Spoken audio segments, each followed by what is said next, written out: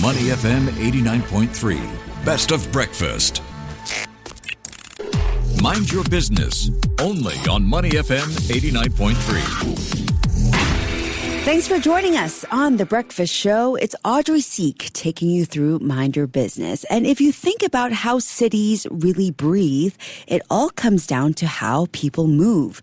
Transport is the lifeblood of any city, but here's the catch. It's also one of the biggest contributors to carbon emissions. And in Singapore, where we're aiming for net zero by 2050, the challenge is crystal clear. Unless we rethink mobility, we won't hit that goal. Now, most of us know the grind, the morning rush hour jams, crowded MRT rides, or for some, the cost of single occupancy rides. But what if there was a smarter, greener way to get from A to B? That's where today's guest comes in. Homegrown company RushOwl has been quietly reshaping the way Southeast Asia commutes through its AI-powered shared shuttle platform called RushTrail. So let's dive in. With us today is Shin Ng, CEO of RushOwl. Good morning, Shin. It's great to see you again. Good morning, Audrey. Nice to meet you. Thanks so much for coming on. So let's start broadly now, Shin. Right. Could you paint a picture for us of the current mobility landscape here in Singapore and across Southeast Asia? What are the biggest pain points for commuters in cities today? Well, I think we start with the vision on Southeast Asia in general, where we think that actually a lot of cities are actually condensed and we actually sort of building more cities outwards. Many countries are investing and, redeveloping their land to further areas. So we think that actually one of the big problems for maybe all commuters, businesses and city is actually going to be accessibility, because public transportation actually costs billions to build. So while developed cities like Singapore, maybe KL can build their own public transportation, we think that not many of the cities and governments actually have the budget to build infrastructure such as the MRTs or the public bus systems. And that's the opportunity here. Okay, so looking beyond infrastructure and building on this, where do you see the gaps between traditional public transport, private cars, and those newer mobility solutions that are starting to emerge? Well, I'm of the view, and I personally think that no one is actually trying to reimagine how people move anymore, right? So all the three sites that you're talking about, they're all focusing on what to move in. So for example, we have our public transits, public buses, focusing on what kind of EVs to use, what kind of brands of EVs to use, but they're essentially still operating the same, right? We have private cars really trying to re-digitalize taxis, for example, but they're also still running, the traditional way in a sense. Right. We have emerging mobility solutions, for example, like autonomous vehicles. So we're taking away the drivers, but essentially also still running the same format. So there exists a gap where actually we think that people don't feel like inventing a new behavior of mobility anymore. Maybe a shared one will be something interesting for a new topic. Okay, so let's dive into RushOwl now. You guys have been around for nearly a decade, actually. 7 years. Oh, okay. Quietly transforming urban mobility. For those who are not familiar, tell us more about RushTrail and how this shared shuttle solution could actually work here in Singapore. Well, to be honest, it's not something that's entirely new, essentially. Right? We have actually seen it work in many cities. And where I actually found RushOwl was from a visit to Hong Kong 7 years ago, where we see there are mini shuttles. They're really running flexibly and not rigidly like the public transit that we have today. They're called Xiu Ba. Yeah, Xiu Ba. Yeah, and in this case, we see that why our buses are able to go around, but yet able to group up passengers for not just an affordable service, but also a very flexible service. Yeah, so this is where it all comes together, and we think that actually by bringing it back to Southeast Asia, where currently the opportunity is in the place is rapidly urbanizing, we think it's akin to bringing a new concept back into time, right, to fill the gaps of inaccessibility. Okay, so for listeners who have never tried RushTrail, can you walk us through how it works in practice, from the route planning to booking a guaranteed seat? Tell us how it all works. Well, to be frank, we actually moved from B2C to B2B, so we're a bit more focused now. Right? We're focusing on students, the likes of corporates.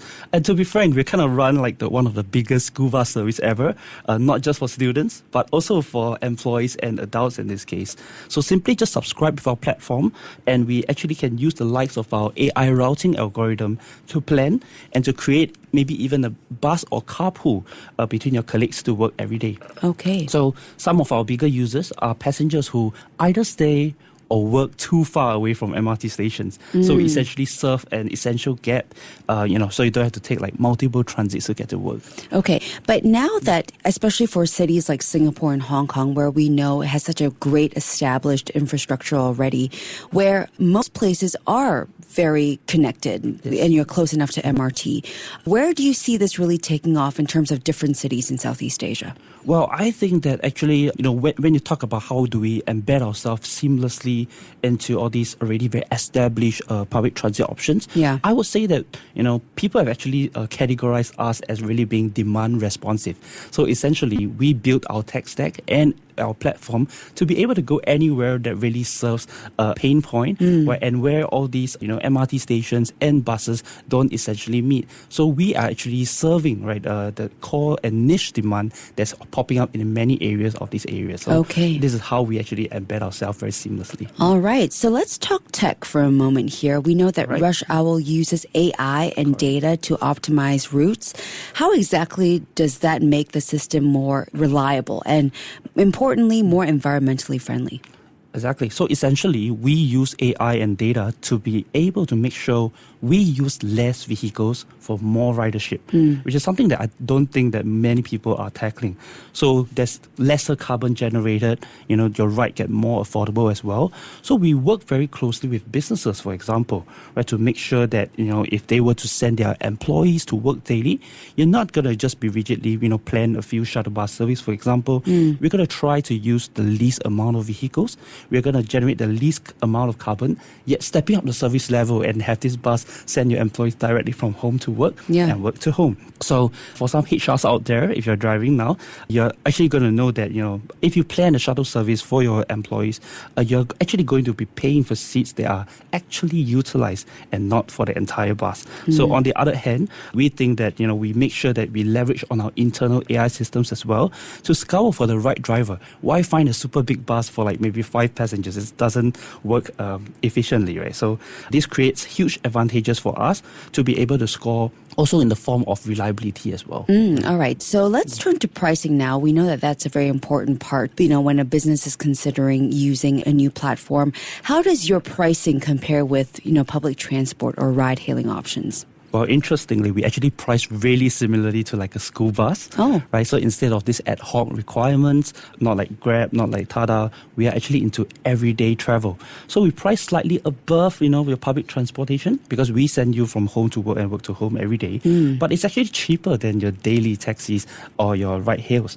But on our hand, we actually offer a monthly subscription on the end. So it's really for everyday travelers. Okay, yeah. And unlike the ride hailing, we get surge pricing and unpredictable wait time when it's raining or something like yesterday. You guarantee a passenger a seat every single time, right? Every single time. So how much of a game changer is that for regular commuters? Well, definitely it's a game changer because we leave no passenger stranded in a sense, right? If you're able to lock in on the monthly subscription with us, right, we make sure that you get from home to work, home to school every single time. And I think that it just works wonders because I think that a lot of people, when they wake up in the morning, they don't want to have so much problems, right? So, they don't want to be left stranded. They don't want to be cancelled on their rides per se. So we offer that kind of 100% guarantee. Yeah, so it's very convenient. And I think beyond that, it's time to also think about the environment. Climate impact is a very big topic nowadays.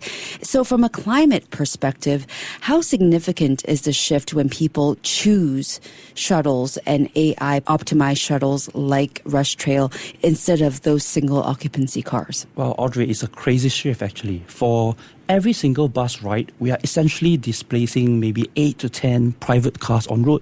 And secondly, if we electrify the same bus ride, we are essentially making this 8 to 10 car worth of carbon emissions go net zero. So that's really a significant impact. So for our listeners today driving, do you know that fun fact? If you are able to cut like 14% of the number of cars that's in our traffic today, we are able to actually reduce 81% of the occurrences of a traffic jam. Wow. Right? So going shared pooling is clearly the way to the goal here at Rush Hour. Okay, and talking about Rush Owl and the push for decarbonization, have you guys leaned into the EV trend? Are you guys using electric vehicles as well? Exactly. So we are currently pushing out a lot of different variants of EVs into our platform.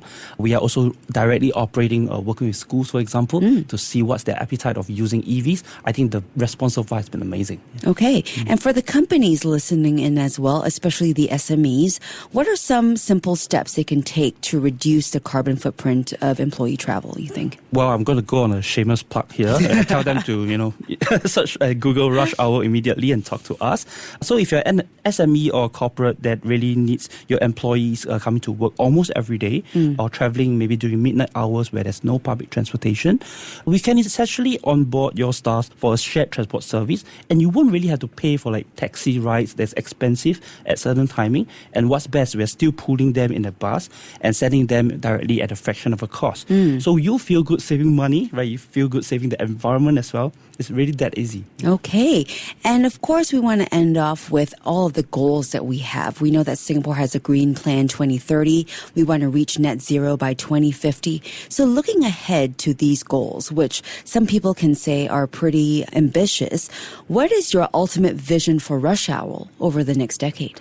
Well, I can't really say like world domination, right? So, but I think that Rush Hour has the potential actually to be one of the largest public and private transport operator in the region, where we actually go full digital in terms of infrastructure. You asked me to paint a picture earlier, right? I'll paint you one about Rush Hour.